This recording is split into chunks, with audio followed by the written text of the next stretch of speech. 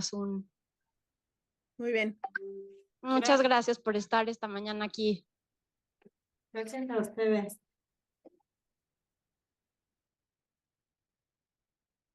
Bueno, pues muy buenos días o tardes ya esta mañana nuevamente que estamos transmitiendo muy felices desde el C3 como cada mes con una invitada muy especial, amiga del seminario ya, Catherine Rottenberg, que es profesora investigadora de la Universidad de Nottingham en Londres, Inglaterra.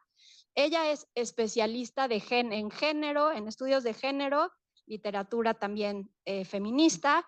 Ha dedicado varias de sus investigaciones al feminismo neoliberal, también a la literatura judía y afroamericana, y ahora también, en los últimos tiempos, me parece, Catherine ha estado muy interesada en el tema de las políticas de los cuidados. Entre sus publicaciones más recientes se encuentra The Rise of Neoliberal Feminism, que se publicó en 2018 en la Universidad de Oxford, y por supuesto el Manifiesto de los cuidados, que escribe como parte del Care Collective en colaboración con Andreas Chatzidakis y Jamie Hakim, que se publicó en 2021, y hoy tenemos la fortuna y el privilegio de escucharla para hablarnos sobre el manifiesto, políticas de cuidados y derechos humanos.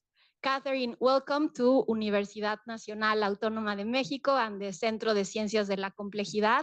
I don't know if you understand a little bit of Spanish, but welcome anyway. And thank you for being with us this morning. We are going to listen to you and we are ready. So Estela, thank you so much. I'm really thrilled to be here and honored, and the project is amazing, Care for Life and Common Good. So thank you so much. Just a few questions before I begin. Would it be, I have a PowerPoint, I don't have to use it. I don't know, I know it will make me even smaller. Should we try or not? Yes. Not sure. Yes. So I'll just share my screen. Okay. And then I will, I mean, it's just, and before I begin, I'd just say that I just moved to a new university. So I'm no longer at the University of Nottingham. I'm now at Goldsmiths, University of London. So today was my first day. So you'll have to forgive me if I'm a little discombobulated, but I am a little discombobulated. And I also want to just thank you, Estela, for reaching out to me and for inviting me today to speak about my work. And what I'm going to present today is actually a co-authored piece written with Niamh Gordon, who is a professor in the law department at Queen Mary University of London, and his expertise is in political theory and human rights. And the reason that I decided to speak about this paper is because it really does draw extensively on the Care Manifesto, and in fact, you can probably read the Care Manifesto in 45 minutes, and I'm supposed to speak for 45 minutes. So I'm just going to go right into my paper, which is called, to our paper, From Human Rights to a Politics of Care. And it is, and I'll speak for about 45 minutes, and then I would really welcome any questions or comments, would be wonderful. So thank you, and I'm going to delve right in. So for some time now, human rights have served as the global moral yardstick. And there is no doubt that the widespread acceptance of human rights as the dominant moral framework in the national and international arena has propelled a range of institutional and discursive changes. And this is reflected in the way that liberal and conservative governments, as well as many corporations, have integrated the language of human rights into their policies. Human rights, of course, have also become part of mainstream culture through their incorporation into the popular imagination, from film festivals and children's literature to celebrity branding and sports activism. And yet, at the same time as human rights have really become the global moral yardstick, human rights advocacy and advocates they've been undergoing a profound crisis regarding their ability to actually advance transformative social change. And disappointment has indeed characterized human rights organizations and activists' endeavors to eradicate repressive political and economic structures in societies with illiberal governments from Myanmar to North Korea, or to address institutionalized racism and economic inequality within Western liberal democracies. And this disappointment has been precipitated by the growing recognition that while it might be able to mitigate specific social wrongs, the human rights toolkit is extremely limited when dealing with the systems and structures that actually create or engender these wrongs and violations in the first place. So, I'm not getting. So in parallel with this growing disappointment, scholarly critiques of the human rights framework have also proliferated over the past few decades. And whether they hail from the Marxist or the post-colonial or the post-structuralist governmentality tradition, the argument these critics offer is not that human rights discourse is being perverted or is perverted, but rather that the epistemological and normative underpinnings of human rights discourse can and do lend themselves to different modes of domination. So the debate among these critiques of human rights is less about whether human rights have been complicit in enhancing different forms of violence, oppression, or the exacerbation of social inequality. And in fact, there's widespread consensus amongst critical scholars that they have. But rather, the debate is whether human rights can still be mobilized to advance emancipatory projects. Already 20 years ago, Harvard professor of law David Kennedy concluded that human rights have for far too long, dominated the imaginative space of emancipation while marginalizing other potential discourses. But Kennedy and most other human rights critics have ultimately failed to offer a more compelling moral and political discourse that could potentially replace the hegemony of the human rights regime. And while it is true that Marx and some Marxist and abolitionist thinkers have indeed moved beyond critique to offer an alternative political framework, as well as concrete strategies for overcoming capitalist social relations, and our claims, as I hope will be shown, are informed by some of these insights, our paper's objective is to gesture towards a different alternative, one based on a politics of care. And so in the paper, what we do is we briefly examine responses to COVID-19. And we argue that the pandemic exposed with real clarity the extremely limited capacity of human rights, not only to identify and confront the source of violations, but also to provide effective guidelines for transformative social change. The pandemic dramatically highlighted in arguably unprecedented ways that the so-called subject of human rights, which is imagined as either independent or dependent, is woefully inadequate, whilst throwing into sharp relief that interdependency is constitutive of the human condition, and indeed of all life on the planet, human and non-human alike.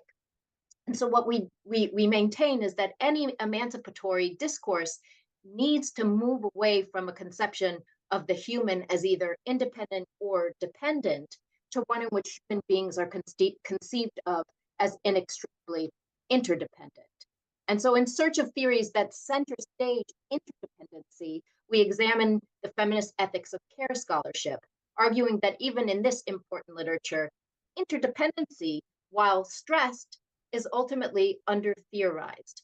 And so this has led us to adopt Judith Butler and Audre Lorde's crucial insights into interdependency, which alongside the Care Manifesto we draw upon in the paper in order to provide a more capacious understanding of justice and emancipation, which we think opens up new avenues for mobilizing collective social change, as well as for imagining future political horizons. So let me move to the next slide. So lessons from the pandemic. So when the pandemic hit, I'm sure in Mexico, like in the UK, it was like an earthquake. One could even say that COVID-19 was unprecedented in the ways that it uncovered so quickly and so clearly the reigning politics of carelessness. So many of the historic crimes that governments have perpetuated against their own populations were exposed, revealing how through decades of neoliberal and neo-colonial policies, the longevity and life chances of millions of people across the globe have been profoundly curtailed. The impact of neoliberal policies on healthcare, livelihood, working conditions, food security, shelter, and education, particularly as they affected racialized and marginalized groups, not least migrants, became tragically apparent. Indeed, the events in March and since March 2020 threw into sharp relief not only the illusion of the so-called autonomous subject, which informs liberal thought and liberal democracies, but also, and more crucially, that interdependency is constitutive of the human condition, and indeed of all life on the planet, human and non-human alike. And in the paper, we don't rehearse the many, many criticisms involving the abstract nature of the liberal subject or the limited conception of freedom it advances. Rather, what is most important for our argument is how the liberal subject, which has shaped the subject of human rights, is inevitably positioned as either independent or dependent, where independence has historically been identified with autonomy, with action, with rational reasoning, and has, of course, also been gendered and racialized as white and male. By contrast, dependency has been linked to emotive, feminized, and racialized behavior, and associated with childhood, women, the poor, as well as the frailty that comes with old age. And within this binary framework, which again is part and parcel of the liberal imagination, independence is clearly coded as good and the normative ideal, while dependency is coded as lacking in full human potential and therefore negative. Any manifestation of dependency, particularly among adults, has, in other words, not only been associated with a lack of liberty, lack of freedom, but has also been feminized, racialized, and really pathologized. So the subject of human rights is imagined and constituted in a very similar fashion. And even though contemporary human rights discourse might not perform the same overtly gendered, racial, and class exclusions as 18th and 19th century liberal political thought, human rights reports, as we show in the paper, continue to assume and constitute the ideal subject as an abstract and autonomous individual. Indeed, the human rights lens portray the subject as either dependent or independent, clearly shaping the conception of emancipation as a move from dependency to independence. So by presupposing independence as the normative ideal and dependence as its opposite, human rights, like liberal and neoliberal discourses, disavow the inexorable interdependence of all human beings at every stage of life, and consequently perpetuates a vision of justice based on the individualized subject and individual freedom. So in this way, human rights discourse not only can and does dovetail with neoliberalism, as scholars such as Jessica White have argued, but also helps to create and reify a vision of emancipation that is individualized, fundamentally heteronomous, and ultimately lacks a sense of the commons or a conceptual framework for addressing how human and non-human life depend on one another always and everywhere for their survival.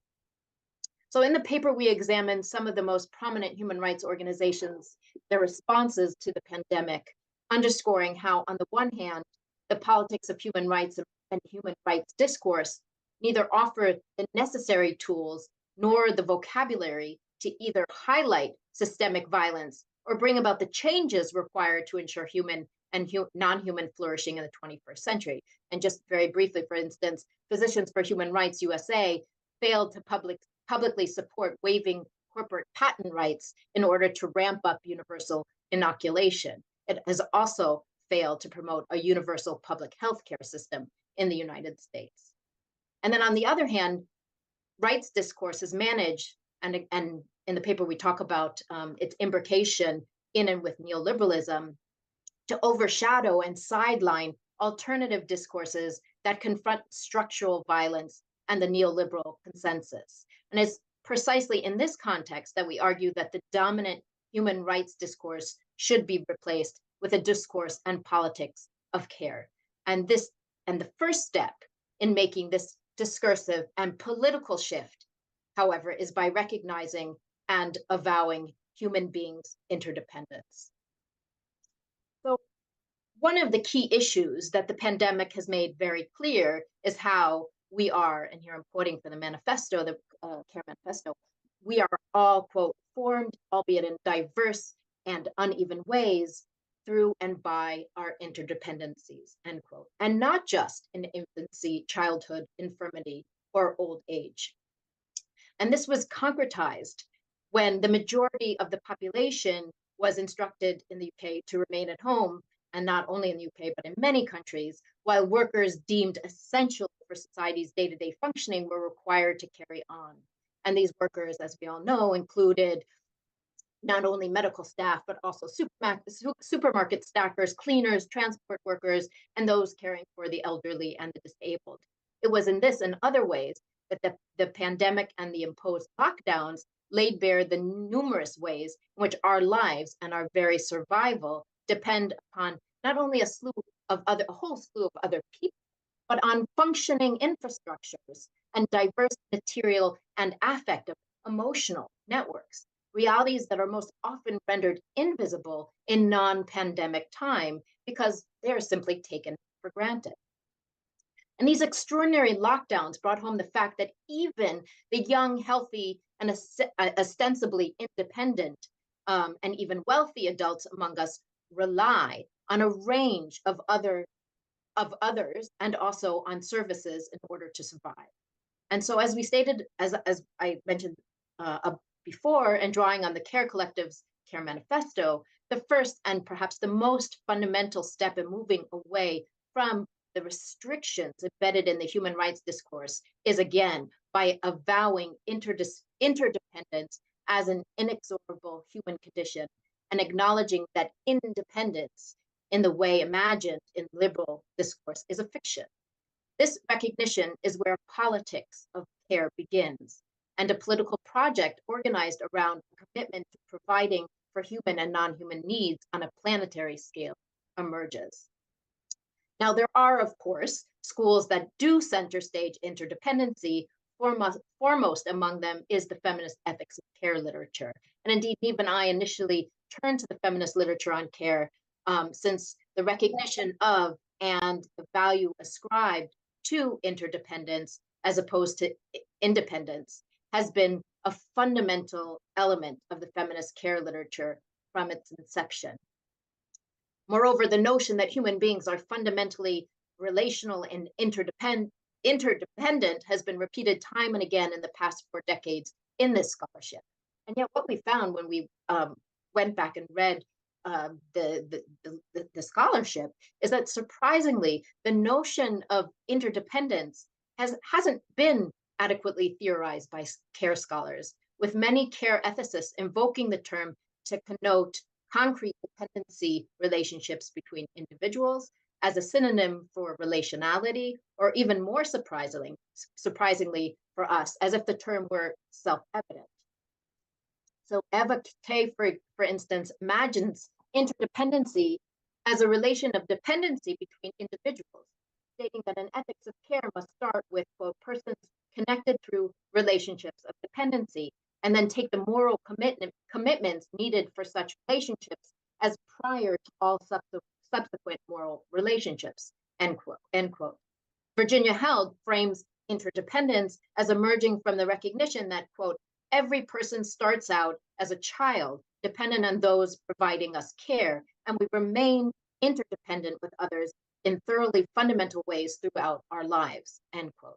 Joan Tronto, who is most often credited with pushing the feminist ethics of care beyond debate, beyond the interpersonal moral realm into the political one, characterizes interdependence in her groundbreaking book, Moral Boundaries, as an interplay between autonomy and dependency. And she writes that, quote, since people are sometimes autonomous, sometimes dependent, sometimes providing care for those who are dependent, humans are best described as interdependent.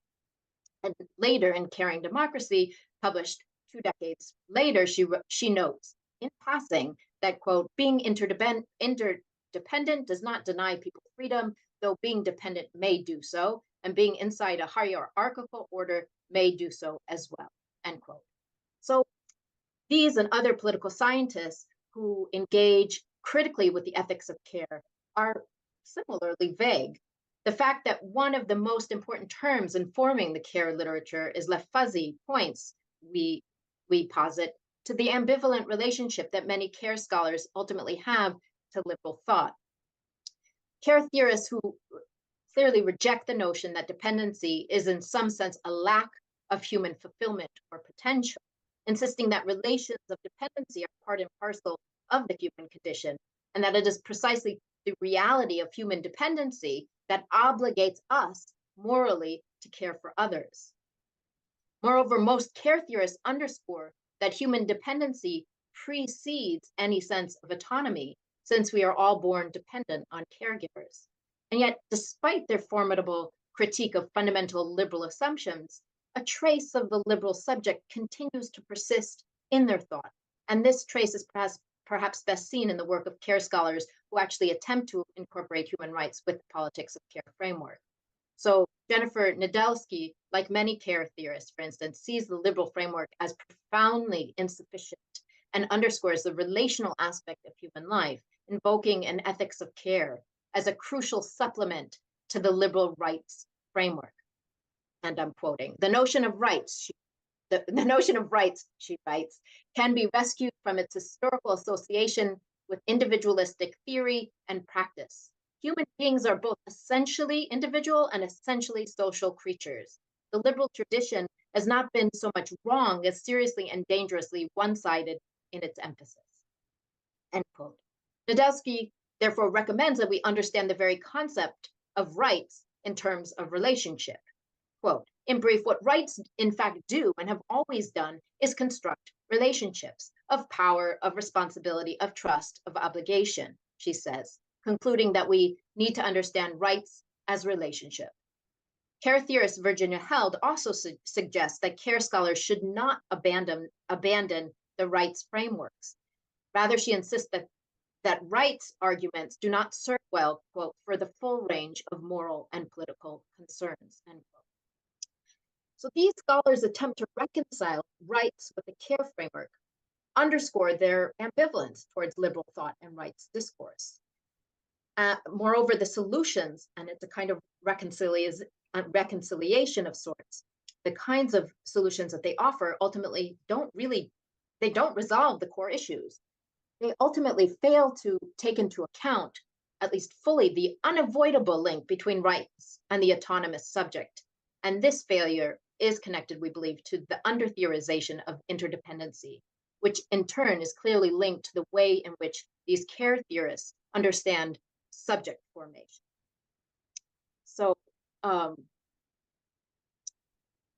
So political scientists who engage, this is still the same, political scientists who engage the ethics of care and who argue for a political notion of care understand the subject as dependent, and importantly, as part of a wider social context. This subject, moreover, is always in relation with others. Nonetheless, in many crucial ways, the subject still exists as an abstraction before these relations. In their writing, there's still a tendency to understand the subject as a pre-social entity, dependent on concrete others. And this dependent subject is in need of care, which leads to moral and political obligations. The starting point is precisely the dependent self, revealing that the liberal bifurcation between dependent and independent still haunts their descriptions of the human condition. Furthermore, the attempt to retain the notion of rights within this framework of dependency and care, and again, without adequately theorizing interdependence, means that the notion of the subject as a bearer of rights and as someone who must negotiate relations of power has not been completely abandoned. The notion of rights as relationship assumes, in other words, that there is a subject prior to these relationships, and that this subject enters into relationships, which are then structured by rights. Nedelsky thus conceives rights, even relational rights, as shields against violations, while failing to take into account, or inadequately taking into account, that rights do not necessarily, quote, decrease the overall power and reach of the state, nor do they enhance the collective power of the citizenry to determine the contours and content of social, economic, and political justice. This is above all because power does not only come in sovereign or juridical form, and because rights are not just defenses against social and political power, but are, as an aspect of governmentality, a crucial aspect of power's aperture, end quote.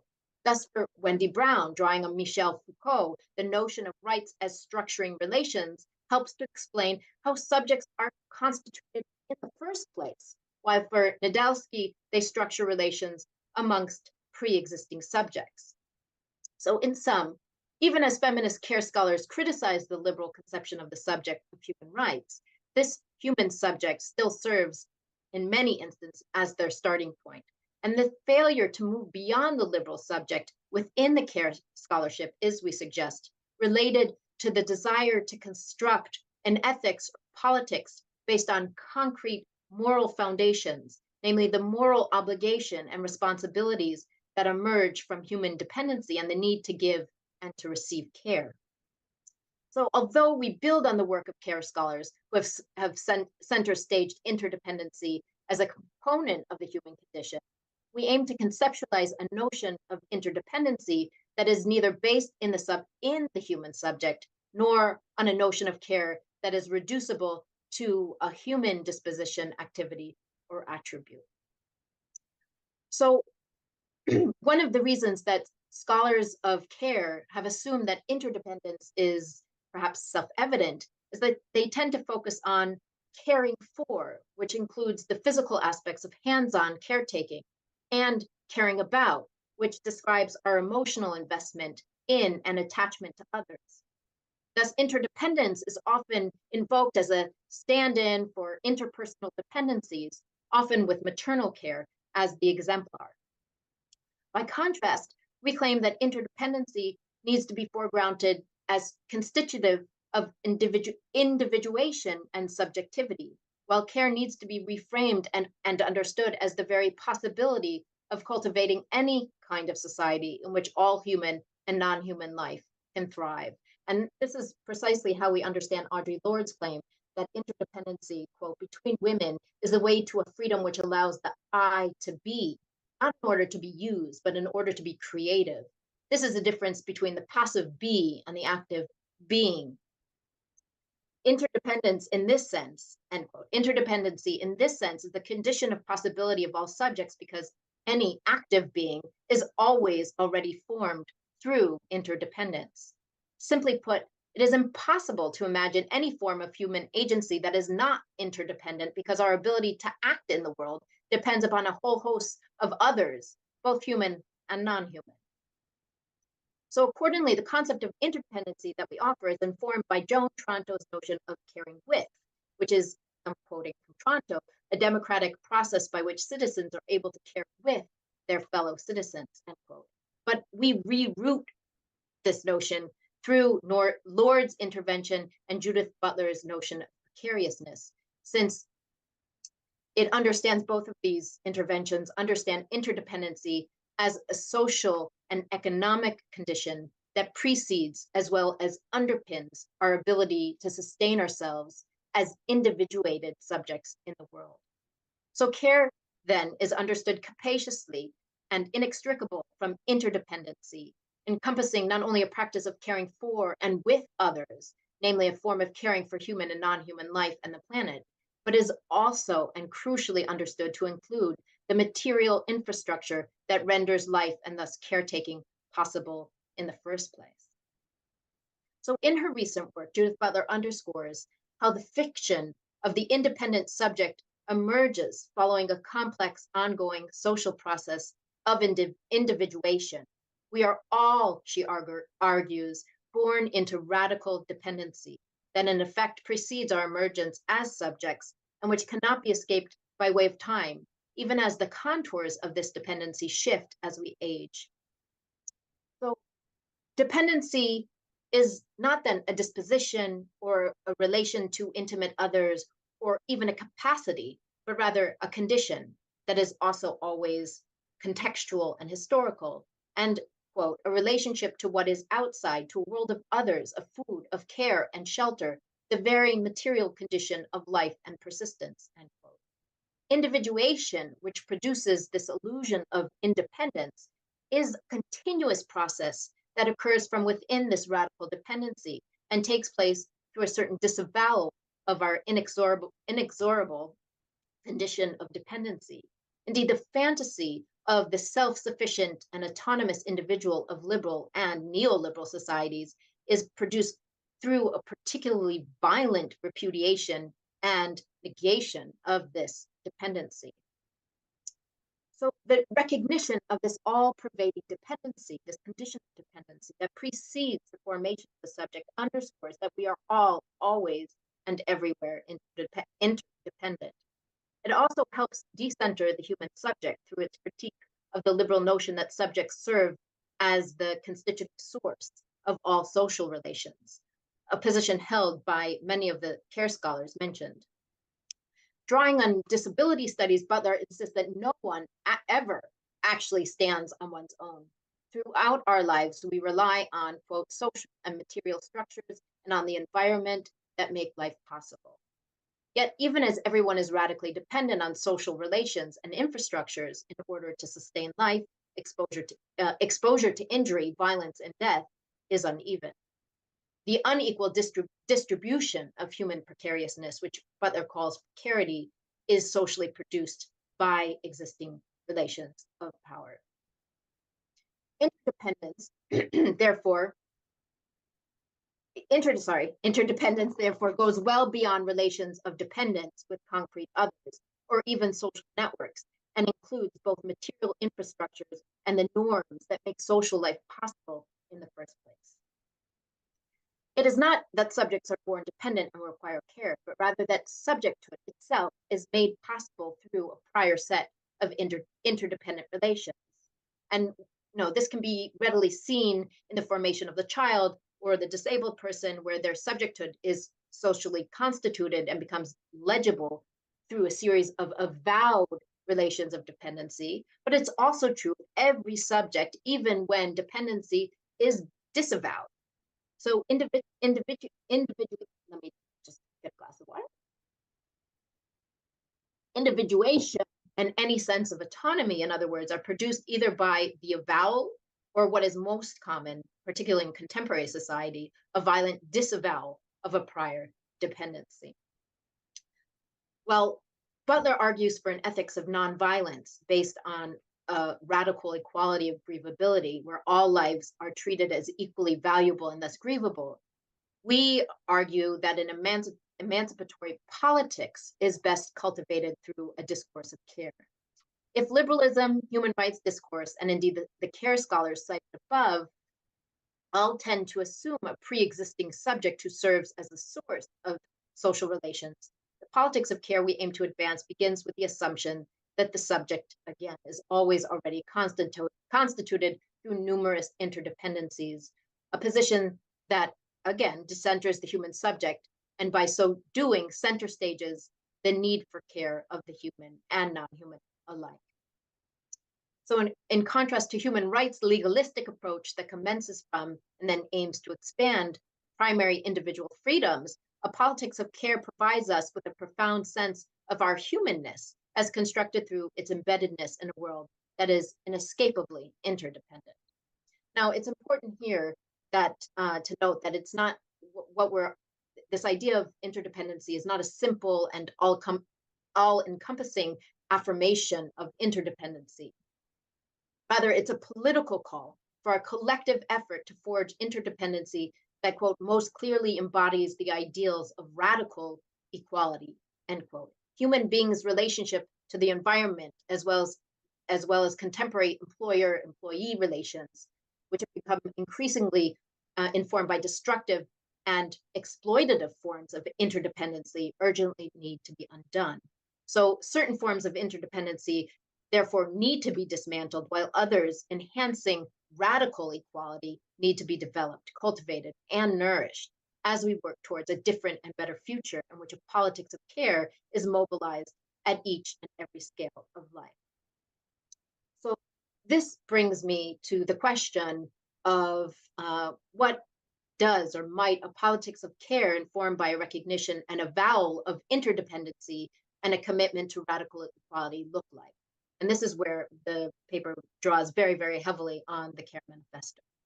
So following the Care Collective's use of scales, a politics of care would need to be developed from the global dimension, where we know the climate emergency and economies that put profit over people are wreaking planetary devastation, and then scale down, as it were, through to states, which currently are careless states, and to communities, which are currently careless communities, and to our interpersonal intimacies.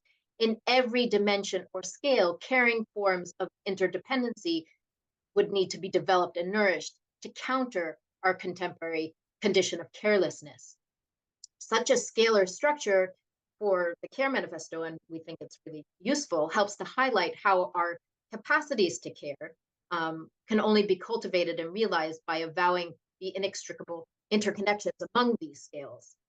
So the Care Manifesto begins its vision of caring alternatives from the most intimate aspects of our lives, kinship. And it maintains that we need to reimagine the limits of familial care to embrace what they call promiscuous care, models of kinship where caring interdependencies among people who may or may not have blood relationships are nurtured. And if we think about the 1960s and the 70s, we can find alternative forms of kinship developed by movements like the Black Panthers and the Young Lords. And they did so through the introduction of survival programs, including clothing and food drives, and the introduction of free community health clinics. And these were perceived not only as forms of defense against domestic warfare, but also really as building blocks for creating a more just society. And these forms of communal kinship were further articulated by gay liberation healthcare initiatives in reaction to the AIDS epidemic, where the ACT UP activist Douglas Crimp highlighted the notion of promiscuous kinship, which he understood not in the sense of casual or indifferent, but actually to describe the experimental ways that gay men were intimate with and cared for each other during the AIDS epidemic. And these experimental intimacies ultimately served as the basis for the safer sex initiatives and went on to save many, many lives. So ultimately, as the Care Manifesto underscores, promiscuous care means establishing more forms of caring interdependencies in a way that remains experimental and extensive by current standards. It also means multiplying who we care for and how. And then moving to the level of community, the only way to cultivate and maintain caring communities is by amplifying the spaces that are public, that are shared, and that are cooperative. Communities that care prioritize the commons and collective public spaces, which constitute a political sphere in the Arendtian sense of the term, Hannah Arendt's sense of the term. These kinds of public spaces encourage different forms of acting in concert while creating and sharing infrastructures. Building and utilizing public spaces of this sort, in turn, helps to reverse neoliberalism's compulsion to individualize and privatize everything, and can readily be translated into the creation of free or inexpensive public transport and public lending facilities, including local libraries of tools, equipment, and clothes. It also entails putting an end to the costly and damaging outsourcing of care and other basic services by bringing them back into the public sector and back into local communities. In short, only those communities that have adequate resources are co-produced and that facilitate people's ability to connect, to deliberate, and to debate with one another, as well as to support each other's needs can be considered caring and participate in what Diva Woodley has called healing justice. China Medel describes the emergence of precisely such a caring community, one which emerged against all odds in an encampment set up by the organization No More Deaths on the Mexico-US border. Medel demonstrates how the all-volunteer organization, quote, actively works against the neoliberal process of strategic abandonment, in which governing bodies carefully eschew responsibility for a minoritized social group deemed valueless by a logic of racialized criminalization, end quote. As this ad hoc community demonstrates, a politics of care strives to build a world that counters different forms of strategic abandonment through the co-production of spaces where existing hierarchies of human value are not only challenged, but actively undone. It does so by acknowledging our interdependencies and fostering physical and emotional care. And the crucial point is that a politics of care, like what has been termed abolitionist care, rebuilds as it dismantles, introducing caring micro-practices and frameworks for recognition and collectivity, while dismantling, quote, the rules and laws of values and markets, end quote, as well as destructive and harmful forms of interdependency that lead to or have led to dispossession, violence, and annihilation. So moving from caring kinship and caring communities to caring states, the Care Collective urges us to ask about the conditions that would enable the expansion rather than the contraction of democratic participation at all levels. And part of the answer clearly lies with reimagining the state. A caring state, in other words, quote, seeks to dismantle the entirety of oppressive systems that rationalize inequality and normalize white supremacist systems of containment and capture across multiple sites, institutions, and conditions of life, end quote. It is one, a caring state is one in which infrastructures are shared to ensure the provision for all of our basic needs, while at the same time, participatory and deliberative democracy is deepened.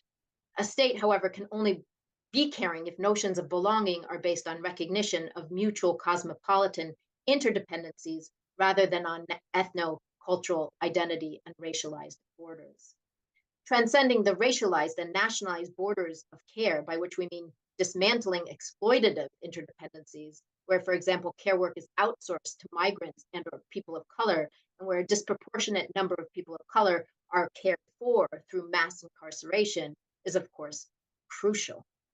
Creating caring states requires, quote, not only recognition of past atrocities, but also a reckoning with forms of reparation for them, whether genocide, slavery, or dispossession, end quote. Only by confronting the past and prioritizing the needs of those who have been most marginalized, violated, and negated by uncaring nation states will we be able to move forward into a more just future and cultivate a radically different way of relating to others and to the world itself.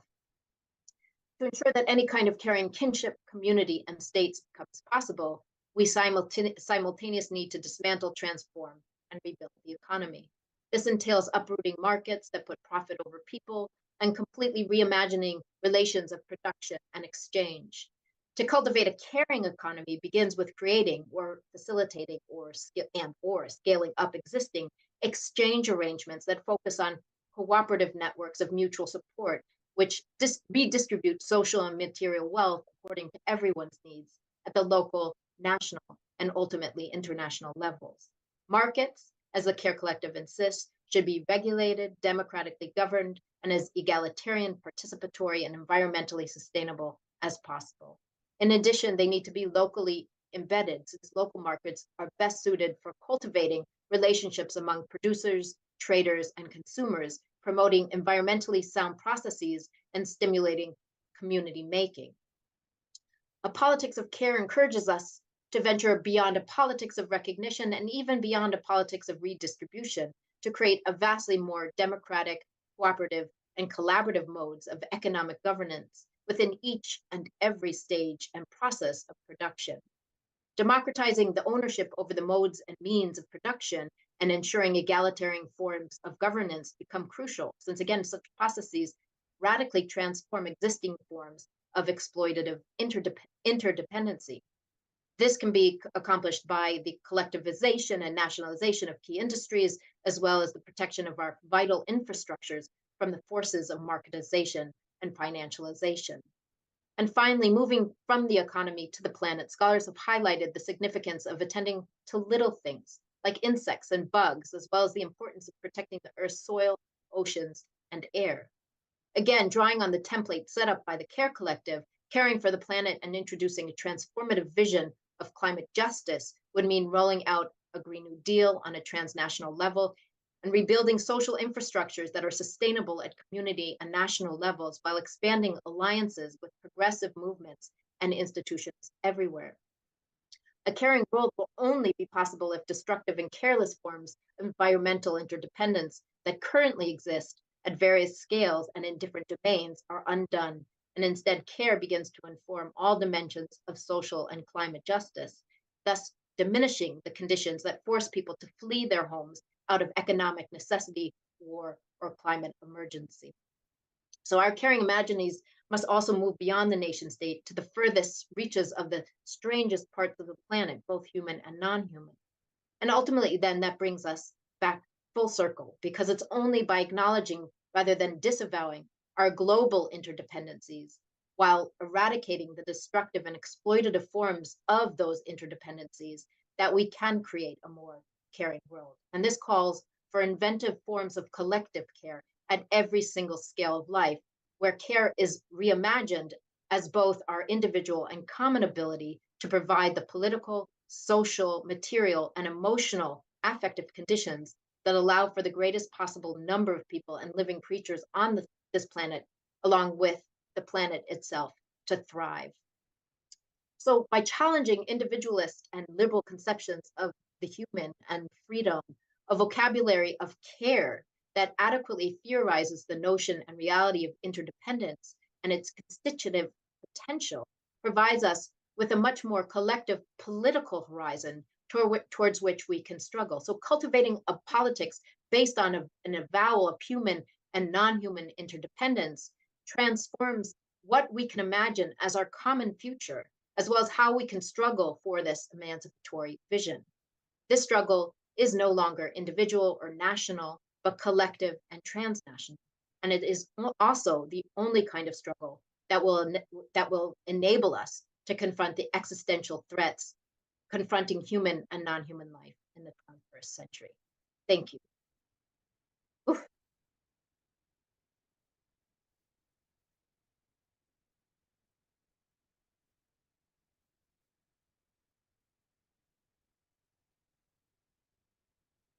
Thank you very much, Catherine.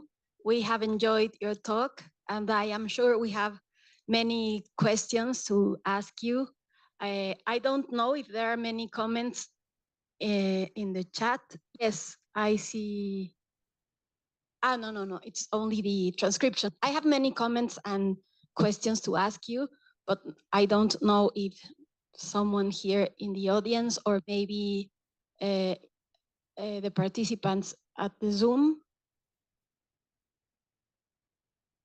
Usually if one question comes, more come afterwards, but if not, that's okay too. No. No sé si hay preguntas aquí, algún comentario. I have many questions, and maybe I will start with some of them.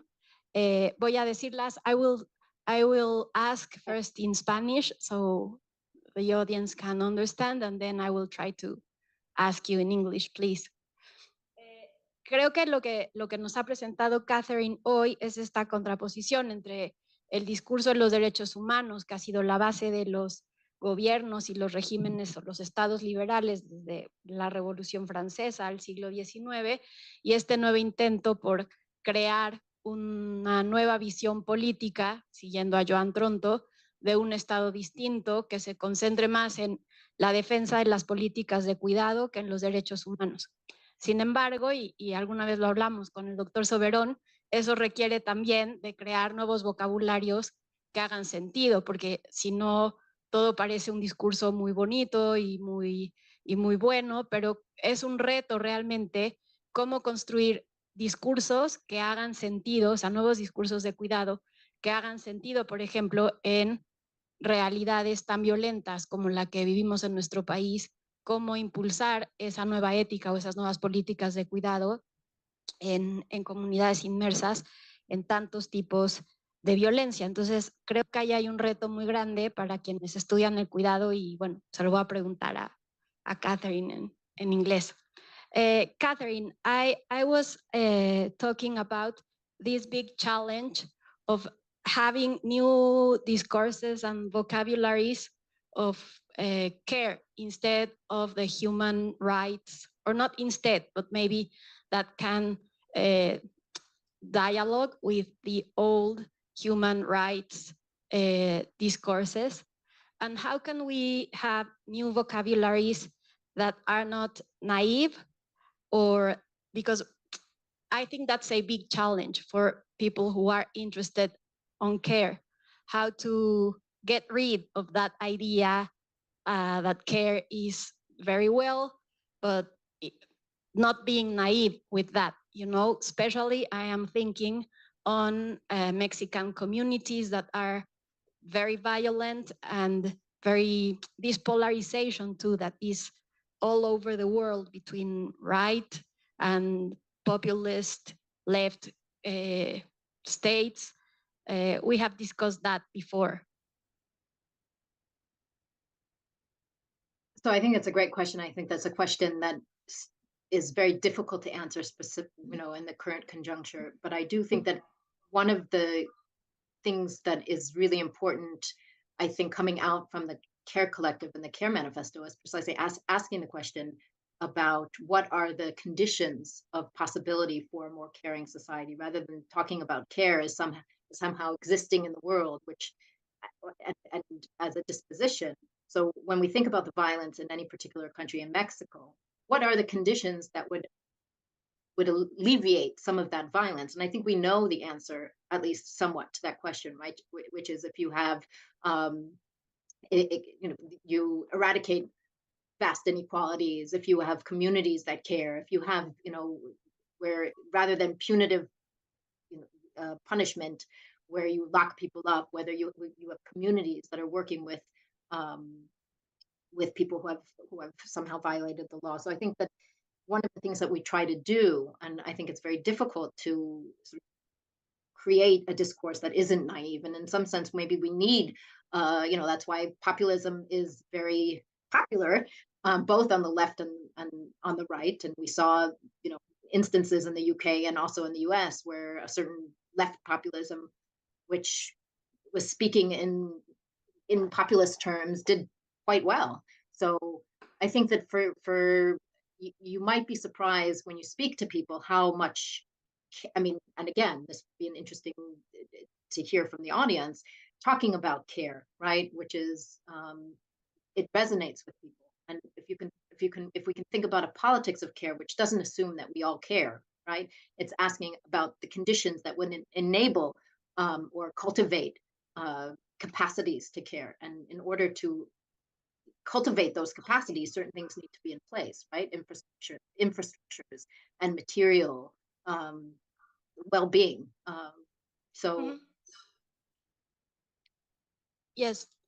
Yes, thank you. Thank you very much. I think we have lots of things to think about that. But Dr. Soberon has a question. Thank you. Indeed, it was very interesting to hear your ideas. Inevitably, it comes to my mind the contraposition that has been for quite a long time between the individual or the self-centered search for improvement and the collective pursuit of the common good, and how much of the prosperity that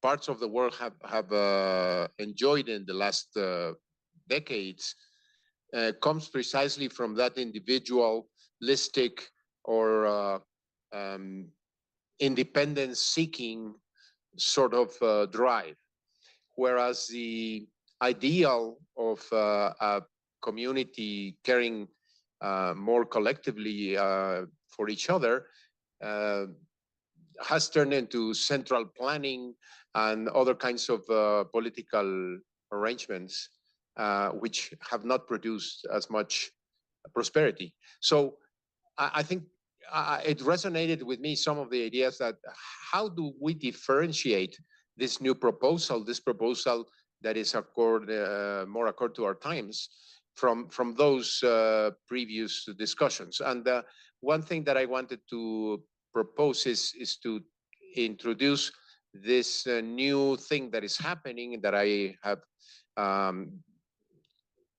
discussed with Estela before, is that the arrival of these new ways of production based on robotics and artificial intelligence and so on may free us as a society in not such a long term, perhaps a few decades, from looking for how to provide for ourselves, and inevitably take us to the natural condition of being interdependent and devote ourselves to care for others and for other entities, beings or environment, etc.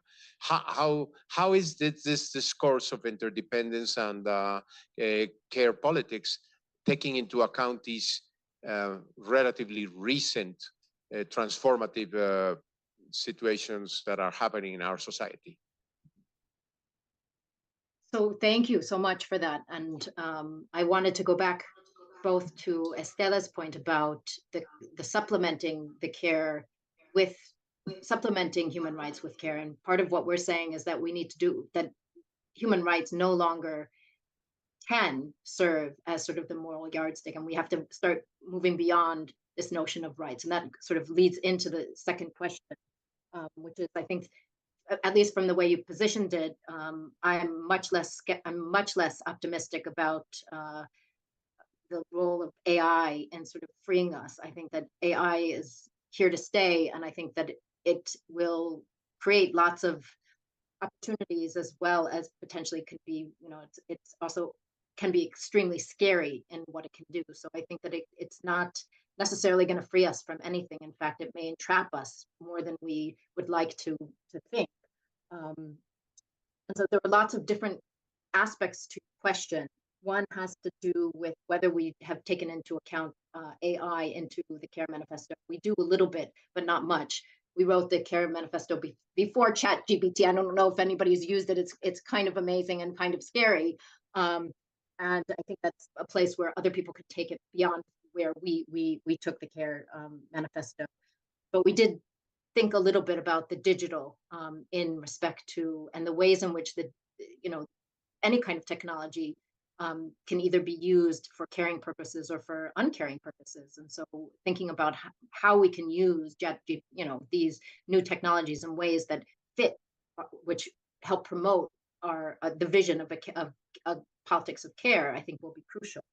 Not that that's a sufficient or a satisfying answer to the question, but I think that what you're asking is, how does the Care Manifesto sort of differ from either neoliberal capitalism, that's the one individualist, versus sort of the Marxist or even socialist, and so it is drawing on socialist vision, and yet the scales that we are talking about is a way of thinking what it would mean.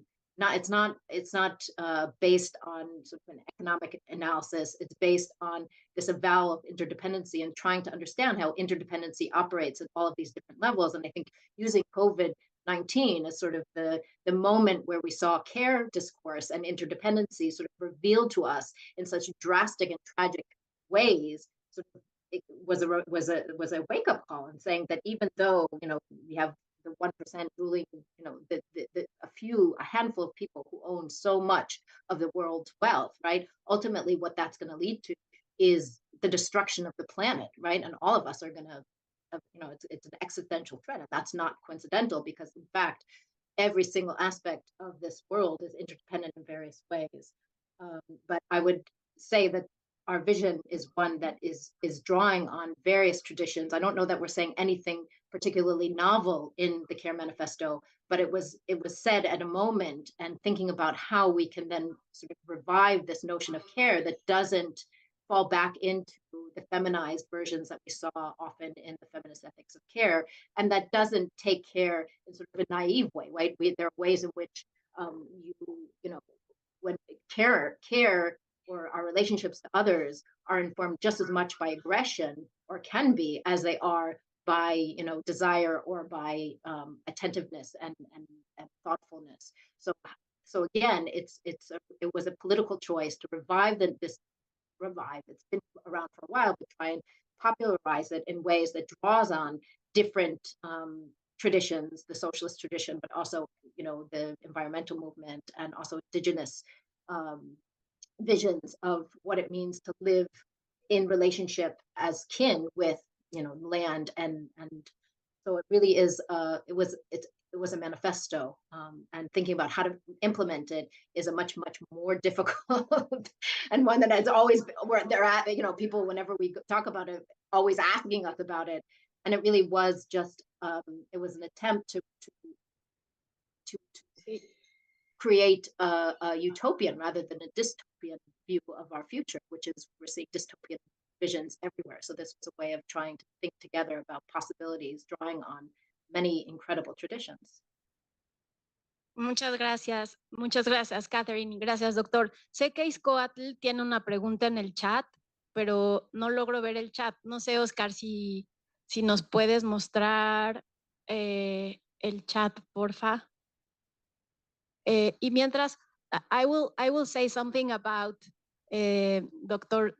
Soberon's question, because I was going to ask something similar.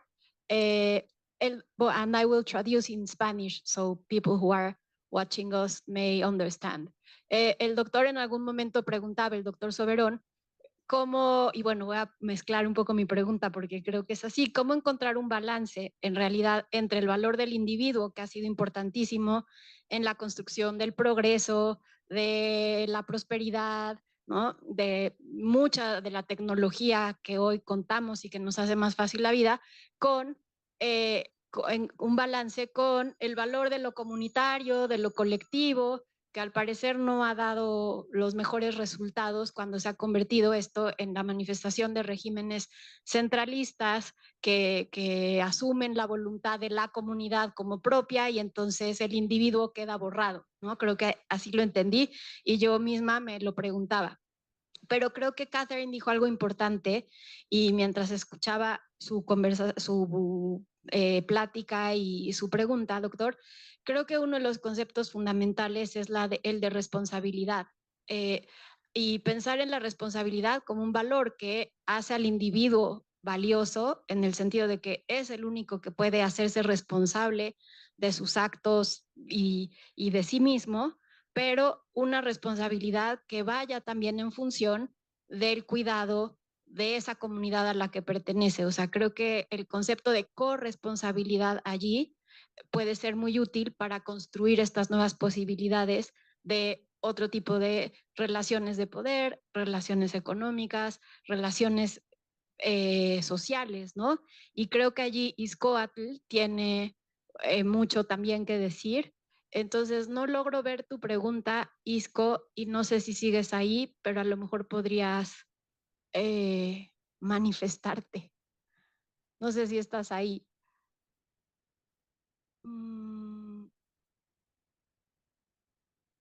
Es que no veo el chat. ¿Tú ves el chat, Alfredo? No.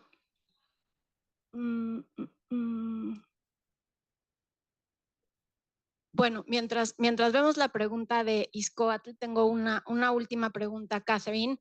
I know there is at least one question in the chat, but I can't see the chat. Maybe you in your screen where it says chat. I see. Oh, okay. Hang on. Let me see. Yes. So let me see. I have a question. I find it interesting that from an interdependency perspective, a governance of care is proposed to be scaled down from a global regime, and there is an increasing amount of initiatives that begin with strong local perspectives.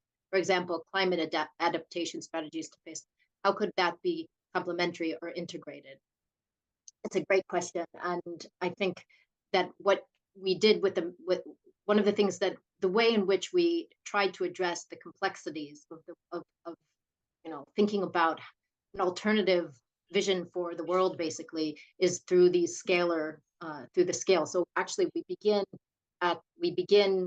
by talking about the carelessness at all of the different levels. So from the planet to communities to isolation and the ways in which everything is being privatized, and to the kinship, which has now become very, it's basically the nuclear family. And then actually we move out to, we use that scale, but we begin with the intimacies. So the way alternative kinship structures, we promiscuous care, and then we move to the planetary. So what we clearly, it's the scales are operating in tandem and together. And the reason that we did it in that scalar way was precisely to show how every scale is interdependent with the other one. And so in order to have, promiscuous care at the kinship level, you have to have promiscuous care at all of these different levels.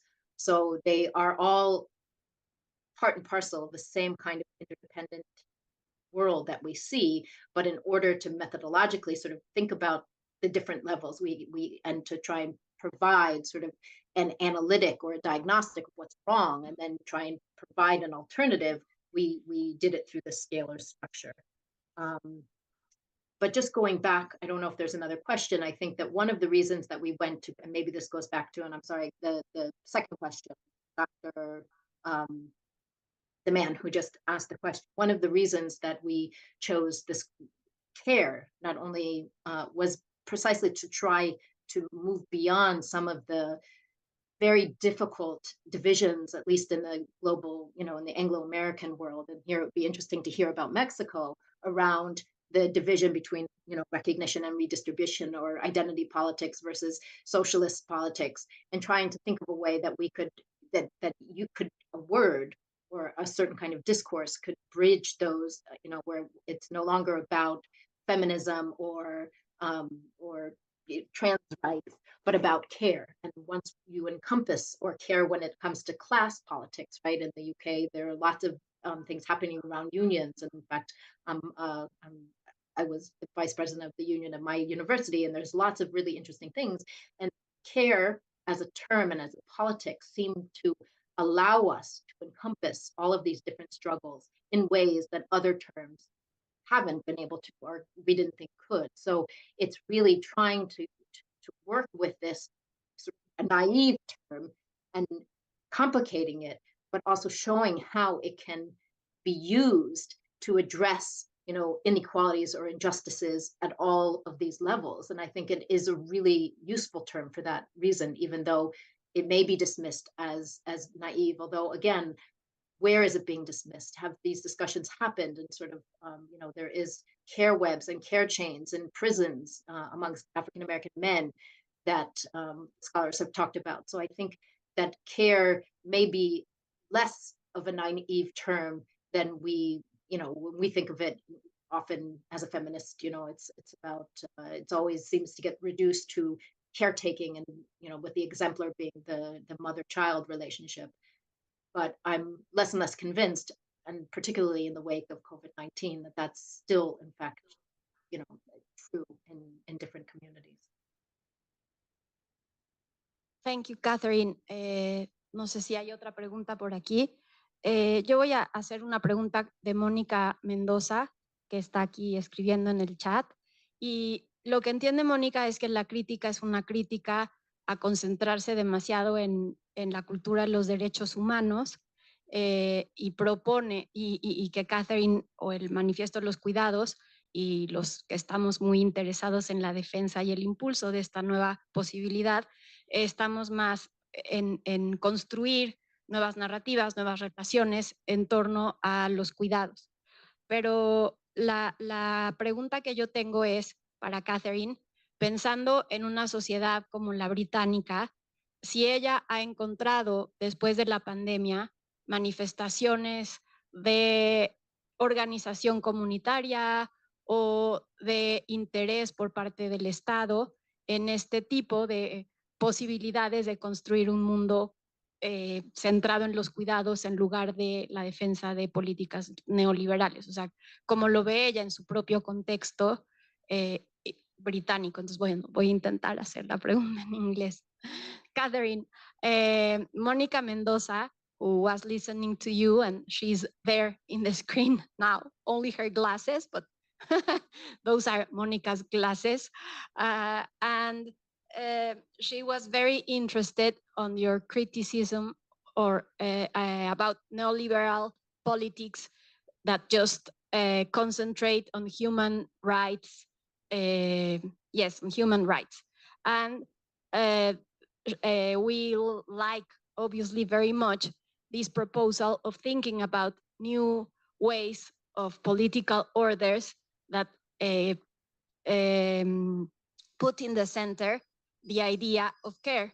But our question is, have you seen some real manifestations in England after the COVID pandemic related with these new ways of being in charge of the community, of community cares, or a new interest on English politicians on care? So you're asking, there are different questions here on the level of of politics, sort of national politics. No, I mean, that's pretty clear in terms of thinking about how Corbynism and Corbyn were basically shunted out of the Labour Party, and the Labour Party has become increasingly neoliberal. Although the Green Party now is taking off, and in ways that perhaps, you know, is some kind of hope for the future. But what we do see, and what we have seen in the wake of COVID, and again, this is the resurgence of trade unionism, which does take on many, and so, you know, it's not only, the emphasis, of course, is on class politics, but which has taken on a lot of the language of care in a more capacious way. So we haven't seen anything like this. You know, I think it's tomorrow, this week, there's the doctor strike, and I think, which is like historic in the sense that it's basically going to shut down the NHS. And there is, at the same time that you have a lot of community organizing, you have neoliberal policies basically coming from above that are being ramped up, not ramped down.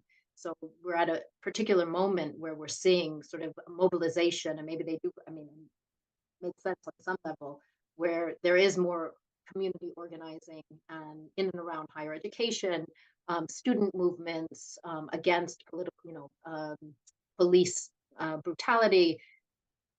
And I'm not, at the same time that you're seeing sort of more of the same in terms of austerity. So I'm not without hope, right? But I do think, I mean, and, you know, in the US too, you have different communities. The problem is always, how do you scale these? How do you scale these communal initiatives and experiments up? And it is possible. The NHS began as one of these communities, you know, the miners, and it was scaled up at a certain point in history. And COVID was another moment in time where the discourse of care and interdependency was beginning to flower, if you will, and got shut down very quickly. So, and we really, and given the state of the world at this moment, we, you know, whether we succeed or not, we have to try, because we know the alternative. Well, thank you very much. No sé si hay otra pregunta. Yo podría seguir platicando contigo y espero seguirlo haciendo en el futuro.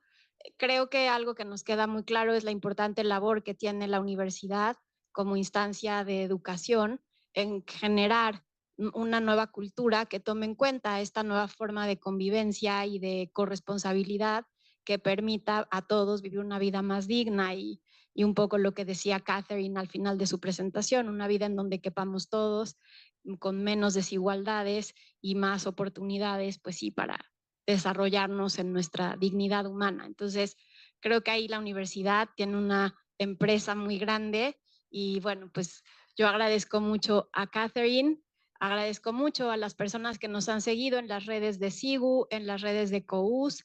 Sé que Lisue estará también en planes de conectarse.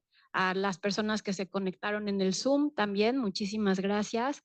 Y pues al C3, como siempre, gracias por la oportunidad de transmitir estas charlas que sin duda nos dejan muchas preguntas y muchas ganas de seguir pensando comunitariamente en cómo construir una mejor universidad y un mejor mundo. Gracias. Catherine, thank you very, very much for being with us this morning. And we hope to have you with us in the future and to have you with us too with Joanne's next conference that will be on October. So we'll keep in touch and we will tell you about our plans. Thank you very much. Y muchas gracias a todos los que se conectaron en el Zoom esta mañana y a los que dieron este ratito de la mañana para participar en esta conversación. Gracias otra vez. Gracias. Thank you. Good evening. Have a good rest of the day.